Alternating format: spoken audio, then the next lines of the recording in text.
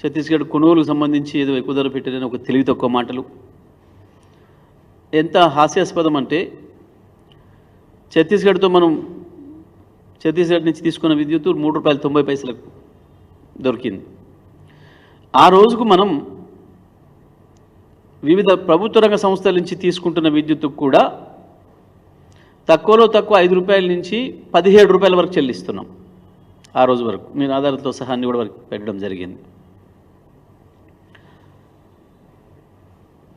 మరి ₹3.90 వల్ల నష్టం అవుతుందా, ₹5 నుంచి ₹17 చెల్లిస్తే నష్టం అవుతుందా? ఆ మేధావులు చెప్పాలి. ఈ విషయాలు కూడా నేను వారి దృష్టి తీసుకుపోయాను, నరసింహారెడ్డి గారి దృష్టికి. ఇప్పుడు తెలంగాణ కరెంటు రావాలంటే బయట నుంచి వెళ్ళి new grid, north eastern western grids అంటారు. ఇది మనదేమో సౌత్ గ్రిడ్. ఆ 3 గ్రిడ్స్లో నుంచి మనకు విద్యుత్ రావాలంటే మనకు ఆ రోజు వరకు అవకాశం లేదు. తెలంగాణకు వచ్చిన అవకాశం వార్దా నుంచి డిచ్పల్లికి PGCIL కేంద్ర ప్రభుత్వ సంస్థ ఏదైతే లైన్ ఇస్తుందో ఆ లైన్ నుంచి మనం తీసుకోవాలి. అప్పటికే మనకు పక్క రాష్ట్ర ప్రభుత్వం యొక్క కుట్రలు చాలా పెద్ద ఎత్తున ఉన్నాయి మన పైన. రాష్ట్రం ఏర్పడిన పరిస్థితి అందరికీ తెలుసు. ఈ రాష్ట్ర ప్రజలందరూ కూడా నేను మళ్ళీ కొత్త గుర్తు చేయాల్సిన అవసరం లేదు.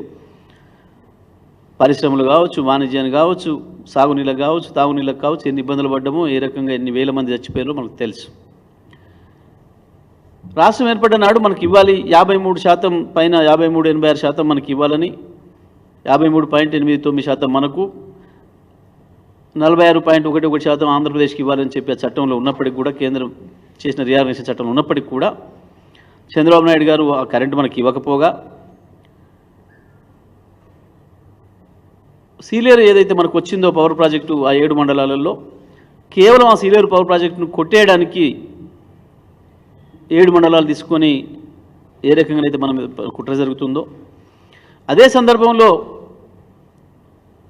ఆంధ్రప్రదేశ్ ప్రాంతంలో ఉన్న ప్రైవేట్ కంపెనీల నుంచి విద్యుత్ కొందామంటే కూడా వాళ్ళని కూడా పిలిచి భయపెట్టించి తెలంగాణకు అమ్మొద్దు అని చెప్పి విద్యుత్ విషయంలో తెలంగాణను చక్రబంధంలో ఇరికియాలన్న ఒక కుట్ర అక్కడి నుంచి జరుగుతుందో, మరి అటువంటి సందర్భంలో ఈ PGCIL లైన్ను కూడా ఏమాత్రం ఆలస్యం జరిగినా మనకు లేకుండా, అవసరం లేకున్నా పక్క రాష్ట్ర ప్రభుత్వం బుక్ చేసుకునే పరిస్థితిలో ఉంది. మరి అటువంటి పరిస్థితులలో తెలంగాణ కాపాడుకోవడం కొరకు, తెలంగాణను అభివృద్ధి చేసుకోవడం కొరకు విద్యుత్తే ముఖ్యం. కాబట్టి దాంట్లో ఆ PGCIL నిబంధనలలో ఉన్నది మొదటిది ఫస్ట్ కమ్ ఫస్ట్ సర్వ్, ఎవరు మొదలు వస్తే వాళ్ళకి మొదలు ఇస్తామన్నది. దాన్ని దృష్టిలో పెట్టుకునే ఆనాడు రాష్ట్ర ప్రభుత్వం, మా విద్యుత్ అధికారులు వెంటనే PGCIL లైన్ను బుక్ చేసుకోవడం జరిగింది.